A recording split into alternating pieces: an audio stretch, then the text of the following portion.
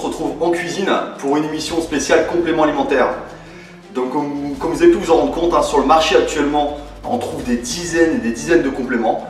Entre le pré-workout, l'intra-workout, le post-workout, le volumisateur, le gainer, le fat burner et tout team, on a vite fait de perdre la tête quant au choix de ces compléments. C'est pourquoi aujourd'hui j'ai décidé de faire un classement de ce que j'estime être les 5 compléments indispensables, essentiels pour progresser dans notre sport, la musculation. Pour chacun d'eux, je définirai leur rôle, leur fonction, les meilleurs moments à les prendre, ainsi que les dosages. Donc ces compléments, ce seront les fish oil, la glutamine, les BCAA, les vitamines et les protéines. Avant de commencer ce classement, je tiens à faire une petite aparté sur 2 notions que je vais souvent utiliser durant cette vidéo pour vous en faciliter la compréhension. Il s'agit de l'anabolisme et du catabolisme. Alors l'anabolisme, c'est une phase, c'est un processus durant lequel le corps va construire, va synthétiser. Quand on parle d'anabolisme musculaire, c'est ni plus ni moins la création de tissus musculaires. C'est un processus que l'on va rechercher au maximum dans le cadre de gain de masse musculaire. A contrario, le catabolisme. Alors, le catabolisme, c'est une phase, un processus durant lequel le corps va dégrader, va détruire. Quand on parle de catabolisme musculaire, généralement c'est synonyme de fonte musculaire. Donc vous l'aurez compris les amis, cette phase-là, on va essayer d'éviter au maximum. Et certains de ces compléments vont nous y aider. Allez, sans plus attendre, on commence tout de suite ce classement à la 5e place.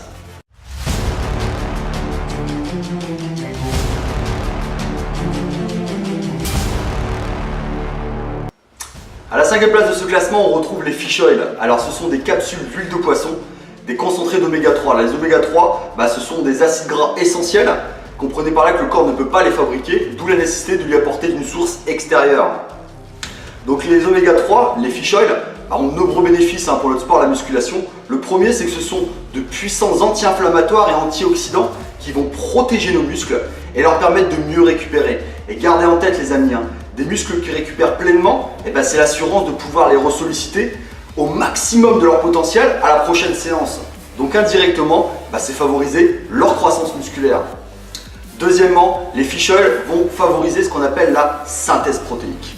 Alors la synthèse protéique, c'est tout simple. C'est l'utilisation que le corps va faire des protéines qu'on lui met à disposition. Troisièmement, et là intéressant pour les personnes qui sont soit en sèche ou pour les personnes qui veulent faire une prise de masse musculaire sans gras, c'est que les fish oil vont favoriser ce qu'on appelle la lipolyse. Alors la lipolyse, c'est l'utilisation des réserves de graisse que le corps va faire en énergie. Plutôt intéressant, non ? Et enfin, les fish oil vont favoriser la sécrétion de testostérone. Cette fameuse testostérone qui, je vous le rappelle, est un des piliers, avec l'hormone de croissance, est un des piliers de la croissance musculaire. Donc, quand les prendre, tout simplement lors de vos repas ou lors de vos encas, vous fragmentez votre prise. Le dosage, entre 3 et 5 grammes. Généralement, une capsule de fish oil correspond à 1 gramme. Personnellement, j'en prends 4 grammes dans la journée.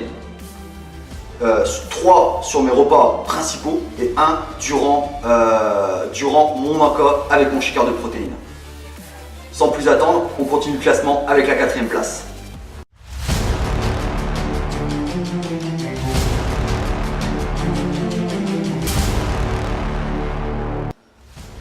À la 4e place de ce classement, on retrouve la glutamine. Alors la glutamine, c'est un acide aminé non essentiel, c'est-à-dire que le corps peut en fabriquer. C'est l'acide aminé le plus présent dans le corps, mais c'est aussi celui qui va subir la plus grosse déplétion.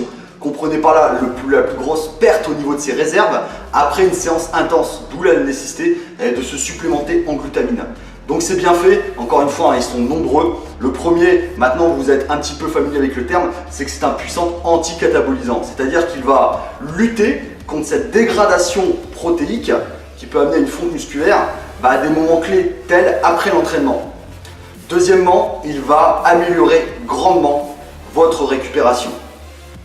Troisièmement, là on passe côté anabolique, il va augmenter la concentration de leucine au sein du muscle. Alors la leucine, c'est un acide aminé, un des 3 acides aminés des BCAA qui a pour unique fonction l'anabolisme. Donc plus de leucine au sein du muscle, plus d'anabolisme, plus de gain musculaire. Et enfin, et non des moindres, la glutamine va augmenter votre sécrétion d'hormones de croissance. Hormones de croissance plus testostérone égale les deux piliers de la croissance musculaire. Donc quand prendre la glutamine, eh ben c'est simple, au moment où vous êtes le plus susceptible de cataboliser, après l'entraînement et avant d'aller vous coucher. Au niveau du dosage, entre 5 et 10 grammes par prise à mettre dans votre shaker post-entraînement et le shaker du coucher. Allez, on continue tout de suite avec la troisième place.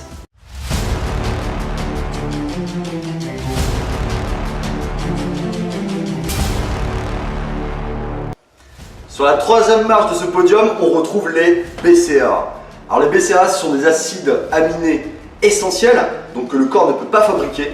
Ils sont composés de 3 acides aminés, la leucine, l'isoleucine et la valine. À eux seuls, ils représentent le tiers des acides aminés contenus dans le muscle. Considérez les BCAA, considérez ces 3 acides aminés comme des artisans du muscle. C'est-à-dire que leurs fonctions, leurs rôles sont uniquement dédiés à la récupération, à l'énergie, à la fourniture d'énergie et à l'anabolisme musculaire. Donc les bienfaits, vous l'aurez compris, j'ai déjà fait une petite aparté sur un d'eux, la leucine, c'est favoriser la croissance musculaire, ce fameux anabolisme. Deuxièmement, ils vont favoriser la synthèse protéique, on l'avait déjà vu lors des fish oil, la synthèse protéique, je vous le rappelle, c'est l'utilisation des protéines que le corps va faire. Troisièmement, il va augmenter la sécrétion d'hormones de croissance, donc toujours plus de croissance musculaire, de gains musculaires. Et ensuite, il va fournir de l'énergie, beaucoup d'énergie et améliorer votre endurance.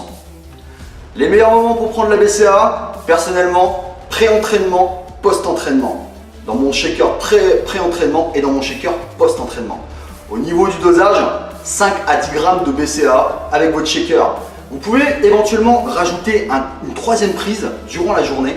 Je vous conseille de le prendre lors d'un encas avec votre shaker parce qu'en fait les BCAA travaillent en coordination avec les autres acides aminés pour renforcer, quelque part il va renforcer le pouvoir anabolique de vos shakers de protéines. Donc c'est plutôt intéressant. C'était les BCAA, on passe à la deuxième place.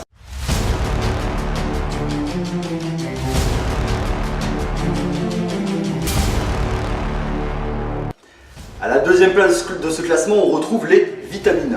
Alors on a tous compris, tous les pratiquants ont compris l'importance des protéines dans la musculation, mais on a tendance à oublier l'importance des vitamines. Alors les vitamines, ce sont des substances organiques essentielles que le corps ne peut pas fabriquer, qui vont être en fait l'origine, les initiateurs de toute réaction chimique au sein du corps.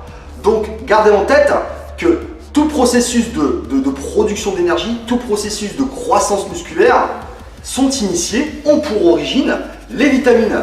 Donc vous pouvez avoir la meilleure diète du monde, vous pouvez avoir les meilleurs compléments du monde. Si vous manquez de vitamines, vous manquez de tout. D'où l'importance des vitamines. Quand les prendre, personnellement, je vous conseille de les prendre le matin à jeun pour favoriser l'absorption, l'assimilation. À jeun, là vous allez vite les assimiler. Quel dosage? Là, par contre, je vais vous renvoyer à votre complexe et de suivre la posologie, c'est-à-dire le mode d'emploi et de suivre ce dosage. Quoi qu'il en soit, je vous conseille de les prendre le matin. Sans plus attendre, on passe à la tête de ce classement.